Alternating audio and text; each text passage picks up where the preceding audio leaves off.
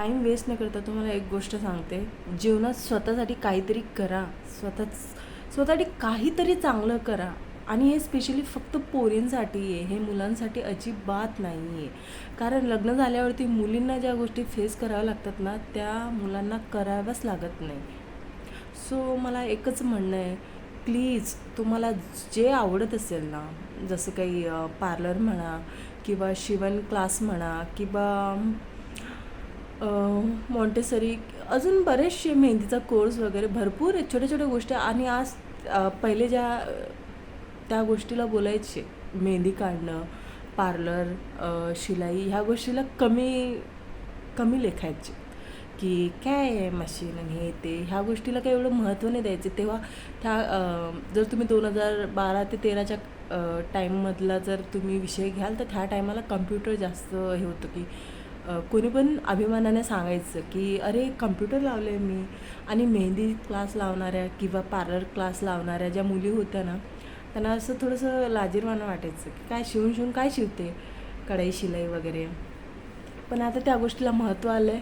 आणि आजकाल पार्लरचे कोर्सेस खूप महाग झाले आहेत, प्लस शिलाई पण महाग झाली आहे. तुम्ही बघू शकता जितके लोक कम्प्युटरवर काम करून पैसे कमवतात त्यापेक्षा पार्लरवाले आणि मेहंदीवाली आणि शिलाईवाली कमवते.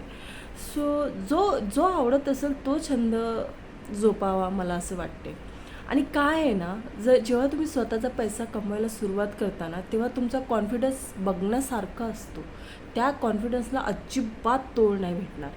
म्हणजे तो एक वेगळाच ग्लो असतो. तुमच्या कमाईचा जो पैसा तुमच्या हातात भेटतो ना, त्या पैशाची ताकदच वेगळी असते.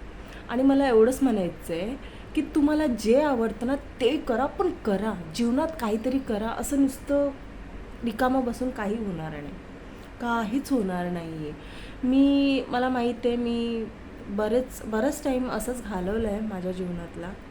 जवळपास मी 13-14 वर्ष मी काहीच केलं नाही आणि त्या गोष्टीचा मला इतका गिल्ट आहे.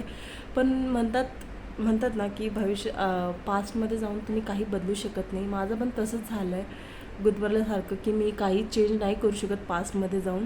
पण हां, फ्युचर माझ्या हातात आहे, तर फ्युचर मी नक्की चेंज करणार आणि मला करायचंच आहे.